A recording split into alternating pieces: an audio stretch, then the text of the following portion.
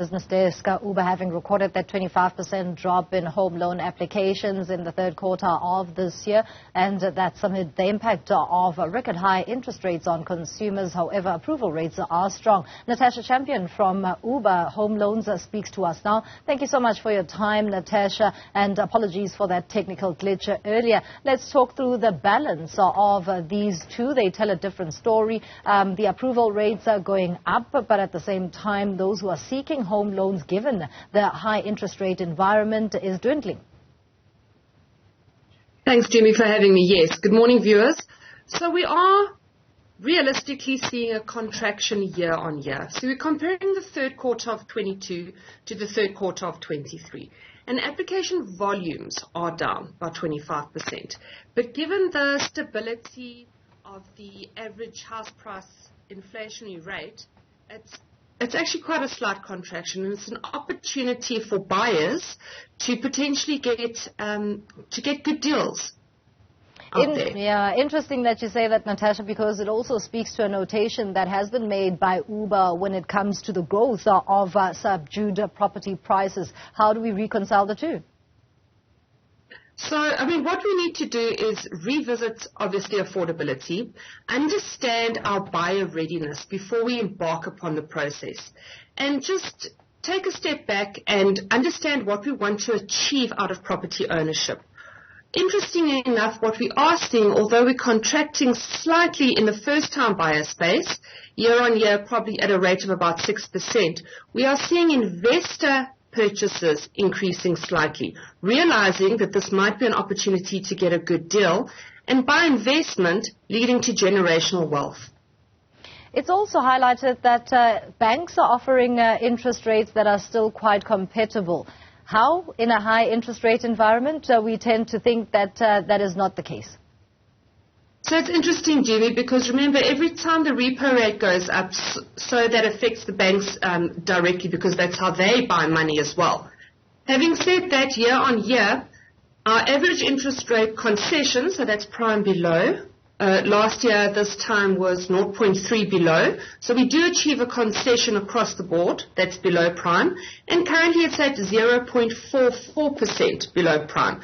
So even though prime has increased, the concessions have gone down, which effectively means that when the rates come back into order or normalize or hopefully go down, the variable interest rate is going to be much better for those that bonded at a high interest rate environment.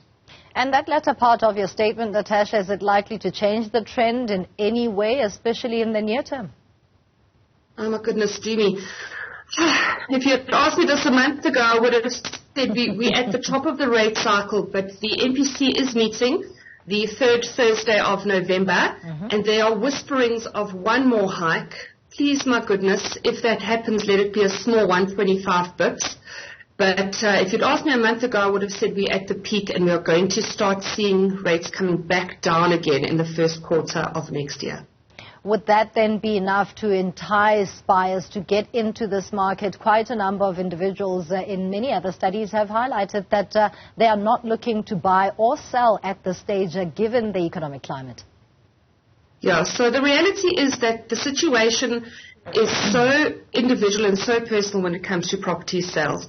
There are various factors that affect that decision. But if there aren't extenuating circumstances, a wait-and-see attitude is probably, based on the numbers we're seeing, is probably what a lot of people that are in that comfortable position, that don't need to execute a transaction, that may be the place to be, and then just do a little bit of a wait-and-see exercise.